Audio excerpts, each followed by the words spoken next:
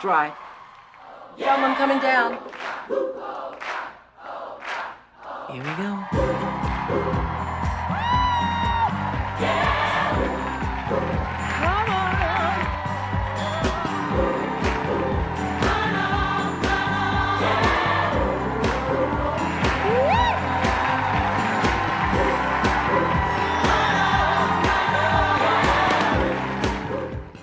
Ever get that feeling? Like, you could do more, learn more, be more, but you kind of wish you had the cheat sheet. Like, someone who's really done it all laid it out for you. Oh, absolutely. I mean, who hasn't, right? Well, today, we're getting that cheat sheet. In a way, we're going deep on Oprah Winfrey. I mean, talk about a name that just screams success and influence, No right? doubt about it. And you've brought the Wikipedia page on Oprah, which, let me tell you, it's an absolute goldmine of info. It is.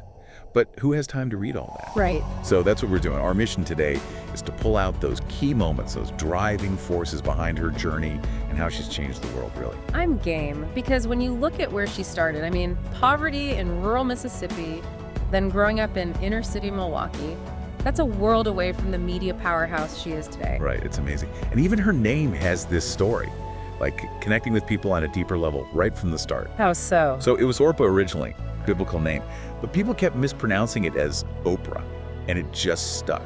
Huh. Like destiny calling almost. Yeah, like embracing how people saw her. Okay, but those early years though, whoa. Single teenage mom dealing with molestation and then losing her infant son. Yeah, to overcome that kind of adversity is just, wow, it could derail anyone. You wonder about the strength it takes to come out the other side. Absolutely. Makes you think about resilience. But then, this huge turning point. She moves to Nashville to be with her dad, Oprah Winfrey.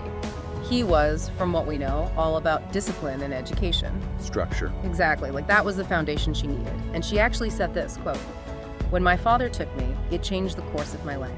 He saved me. He simply knew what he wanted and expected. He would take nothing less." Powerful stuff. The power of expectations and support. But get this, even with all that focus on her studies, she gets into radio. Well, still in high school. Yeah. And then, by 19, she's co-anchoring the local evening news. Talent and drive right there. No kidding. But it wasn't just reading the news, was it? Nope. They described her as having this emotional, extemporaneous delivery.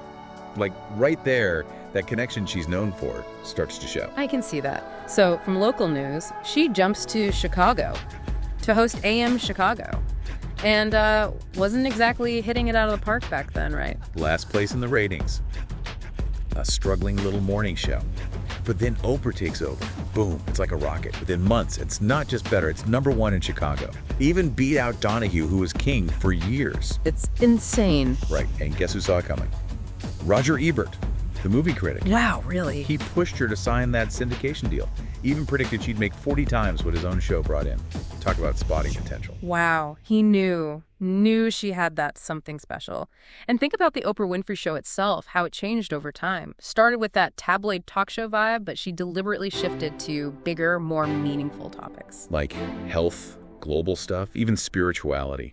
And those celebrity interviews. Nobody did it like Oprah. I mean, that Michael Jackson interview in '93, still one of the most watched things ever on TV.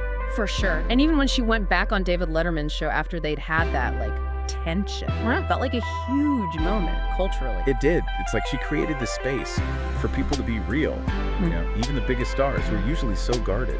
Totally. They talk about Rapport Talk with her style, building connections through shared experiences, being empathetic, not just cold facts. And it wasn't just the dog show. She was building a whole empire. Harpo Productions, get it. Oprah? Backwards? Launched Dr. Phil, Rachel Ray, and tons more.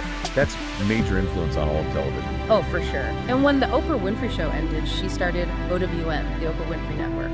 That's a big swing. You gotta admire that vision. Right, and now she's with Apple TV Plus, too, doing things like Oprah's Book Club and the Oprah Conversation. She never stops. Always innovating. And let's not forget the Oprah effect. That's real. She mentions a book, it flies off the shelves. East of Eden, for example, became a bestseller again just because she picked it. It's wild. Yeah. And it's not just books. Everything she touched, people paid attention.